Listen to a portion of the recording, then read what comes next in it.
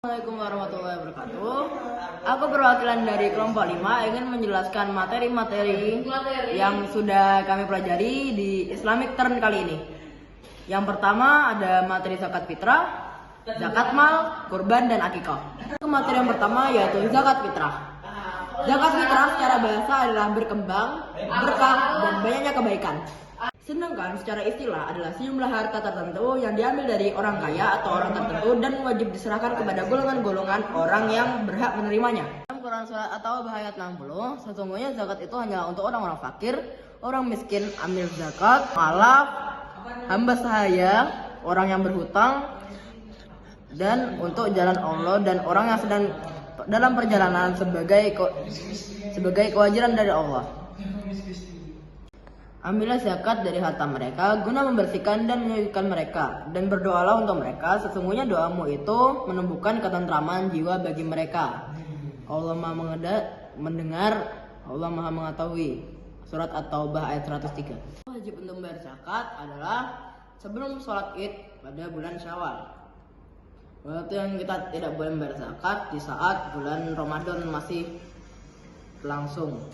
Jika pembayaran zakat adalah waktu yang diharamkan untuk membayar zakat, maka hukumnya adalah qada atau bersedekah. Lanjut ke materi yang kedua yaitu zakat mal. Zakat mal biasanya disandarkan pada zakat emas dan perak, kecuali zakat binatang ternak dan biji-bijian yang mempunyai nilai zakat tersendiri. Adapun tujuan mengeluarkan zakat mal adalah guna membersihkan harta. Syarat wajib zakat mal, seseorang berkewajiban membayar zakat mal apabila telah memenuhi beberapa syarat tersebut. 1. Islam, 2. Merdeka, 3. Balik dan berakal, 4. Mempunyai harta yang sudah mencapai 1 nisab, dan kemudian syarat harta zakat mal ada beberapa syarat dari harta sehingga seseorang diwajibkan untuk mengeluarkan zakat dari harta tersebut, yaitu hak milik penuh, tidak ada hak orang lain di dalamnya. Yang kedua, berkembang, memiliki potensi produktif atau memberikan keuntungan. Yang ketiga, nisab, yaitu jumlah minimal harta yang harus dikeluarkan zakatnya. Kemudian yang keempat, haul, yaitu telah dimiliki atau berlaku selama setahun. Yang lima, digembalakan di rumput tanpa membeli, khusus zakat binatang ternak. Lalu saya akan memberitahu tentang mustahik zakat. Ada 8 orang yang berhak menerima zakat. 1. Fakir, 2. Miskin, 3. Amil, 4. Mu'alafatu qulubuhum, 5. Riqab, 6. Muhrim, 7. Fisabilillah, dan 8. Ibnu Sabil. Syarat wajib zakat. Yang pertama beragama Islam, yang kedua merdeka, yang ketiga mampu atau berkecukupan, yang nomor 4 menemui waktu wajib zakat dan rukun zakat,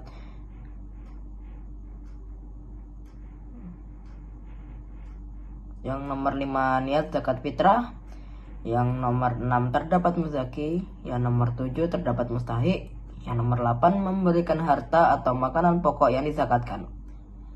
Ukuran zakat fitrah 2,5 kg beras.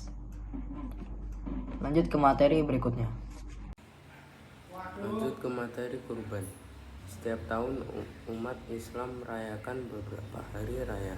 Salah satu hari rayanya adalah Idul Adha. Dalam pelaksanaannya, hari raya Idul Adha ini sangat erat kaitannya dengan ibadah haji dan penyembelihan hewan kurban. Secara bahasa, kurban berasal dari kata qoroba yang berarti dekat. Secara syariat, kurban artinya ibadah dalam bentuk melaksanakan penyembelihan hewan tertentu atas dasar perintah Allah Subhanahu wa taala dan petunjuk Rasulullah Shallallahu alaihi wasallam dengan harapan dapat mendekatkan diri kepadanya. Dalam istilah ilmu fikih, kurban biasa disebut dengan nama al-udhiyah. Udhiyah artinya menyembelih hewan pada waktu matahari naik di pagi hari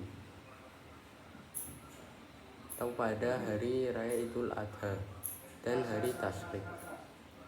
Orang yang berkurban adalah 1. Orang Islam, 2. Merdeka, 3. Berakal, 4. Mampu. Jenis hewan yang diperbolehkan untuk dijadikan kurban adalah unta, sapi, kerbau, kambing, atau biri-biri. Adapun ketentuan hewan-hewan tersebut adalah A. Sehat atau tidak menimbulkan bahaya. B. Organ tubuhnya lengkap, tanduknya tidak patah, tidak buta matanya, tidak pincang, telinganya tidak cacat, tidak sakit, dan tidak kurus kering. Umur minimal hewan kurban unta yaitu 5 tahun lebih. Sapi kerbau itu 2 tahun, kambing 2 tahun, domba atau biri-biri yaitu 1 tahun atau sudah berganti gigi. Lanjut ke materi yang terakhir yaitu akikoh. Akikoh secara bahasa artinya memutus, melubangi, membelah, atau memotong. Secara syariat makna akikoh adalah menyembelih kambing atau domba sebagai tanda syukur kepada Allah Subhanahu wa taala atas lahirnya anak, baik laki-laki atau perempuan. Islam sangat menganjurkan umatnya untuk melaksanakan akikoh sebagai bentuk takarub atau pendekatan diri kepada Allah Subhanahu wa taala, sekaligus sebagai wujud rasa syukur atas karunia yang dianugerahkan Allah Subhanahu wa taala. Dengan akikoh pula, anak dapat terbebas dari ketergadaian dan insya Allah akan menjadi syafaat pada hari akhir bagi kedua orang tuanya. Lanjut ke hewan yang digunakan untuk akikoh. Hewan yang digunakan untuk akikoh adalah kambing dan domba. Lalu persyaratan hewan akikoh. Yang pertama, kambing atau domba dalam keadaan sehat, tidak kurus dan tidak cacat. Yang kedua, kambing atau domba berumur 1 tahun atau sudah berganti gigi. Lalu jumlah hewan akikoh. Jumlah hewan akikoh yaitu 2 untuk bayi laki-laki dan 1 untuk bayi perempuan. Waktu penyembelihan. Waktu penyembelihan hewan akikoh saat hari ke-7 kelahiran bayi, dan jika belum mampu saat hari ke-7 bisa dilaksanakan dari ke-14. Itulah penjelasan dari kami. Jika ada salah kata mohon maaf. Wassalamualaikum warahmatullahi wabarakatuh.